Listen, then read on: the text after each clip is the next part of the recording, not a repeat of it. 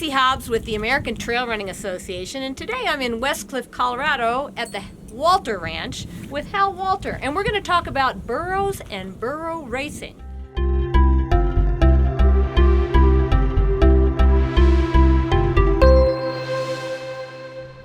Hal, how long have you been involved with burros?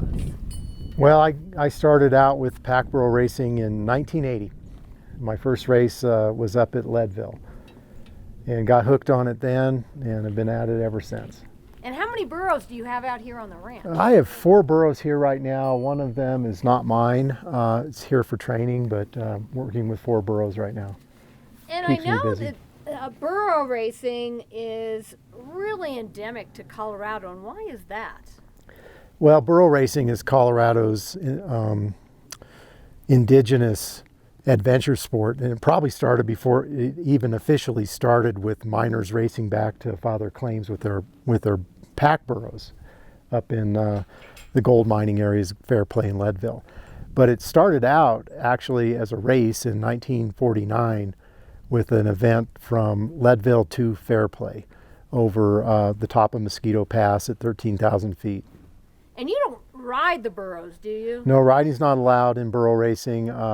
I do ride the larger one here sometimes for fun, but not allowed in the sport. So I guess we're going to go in and meet the burros and talk a little Sure. bit about traits that are really great for burros to be good burro racing. Sure, let's go. Okay. And I can go in here with them, right? Are they going to, Yeah, they're are fine. they nice and friendly? They're fine. I might have to go through a little dance to catch the wild one. So which one's the wild one? The smaller one. The smaller one. Okay. Which is awfully cute. So Oh, why- he's cute. So tell me this, if they have bigger ears, does that help in the racing strategy at all, or does that... There's some have- thought that the larger the ears, the cooler they run, because the blood runs through their ears and acts as like a radiator. But really their ears are long because burros evolved in the deserts and they communicate by braying, and they needed to be able to hear each other, and they have to range far and wide to find enough food to eat, and so that's how they would communicate. They needed loud voices and big ears to pick it up, so they all knew where each other were. Now this one looks kind of friendly. What's the name of this? This is Full Tilt This Boogie. is You're famous. Yep, she's famous. She's had a book written about her. She's won the world championship once. She's won the Leadville pack burro race once as well. And she's very sweet. It looks- Yeah, oh my she's gosh, look at those Mammoth ears. Jenny, and she's totally domesticated. Yeah, And she's awfully sweet. right, And so this is a Jenny, this is a Jenny, so it's a little girl. And then what do we have over here? and this is Blue Rodeo, and it might take a little bit to catch him. And so is it okay to put a boy and a girl together? Well, he's gelded. They're not going to breed. gotcha. But he came from the wild burro holding pens out in Nebraska. A guy by the name of Eric Lynn adopted 5 burros, and he was the wilder one of the bunch, and so he sort of ended up here as a special case for training. And that's been, in recent years, been kind of a specialty of mine, is working with really the wilder of the wild burros that are coming in from the BLM. You can see on the other side there, as with Roger, his is real distinct. He's got a BLM brand on his neck, freeze brand, Oh, okay. and those denote where he was caught, which I know was Black Mountain, Arizona, his age that they predict when he was captured, and some other information like that. And what traits make a good running burro? Well, there's a number of traits you look for. One of them is a long, quick trot. Okay.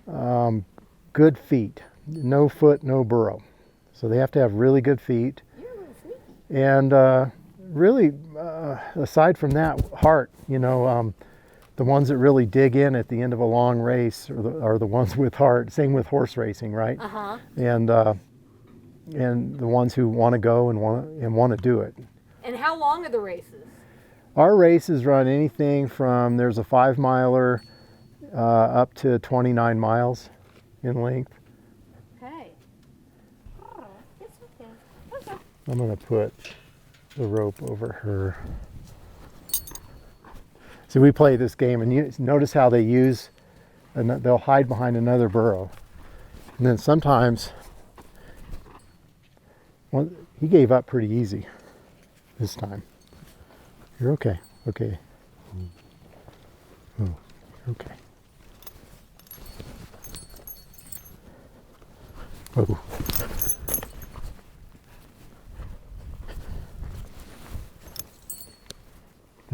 You're okay. You're okay. So I guess here's a question. Are What's they that? all stubborn? No. Oh. No, they usually go into the stubborn routine if they're scared or really tired or being asked to do something they're just not sure about.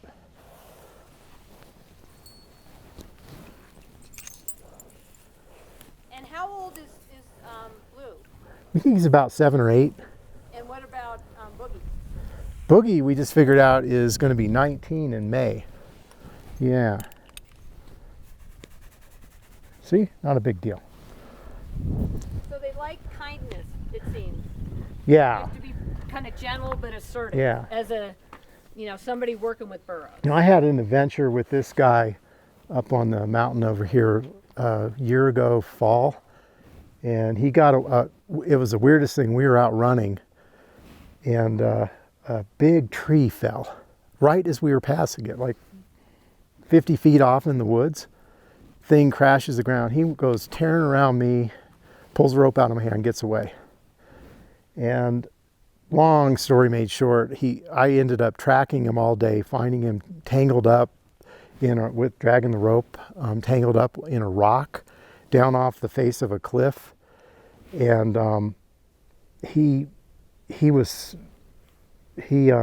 so tangled up, he was actually wrapped up in the rope, kind of hogtied. And it was quite the adventure getting him back here alive out of that deal. He was totally flipped out and freaked over it.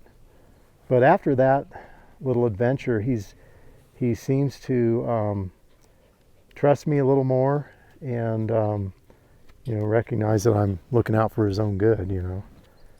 So we're going to go run them a little bit, it sounds like. We're Yeah. going to take them out and...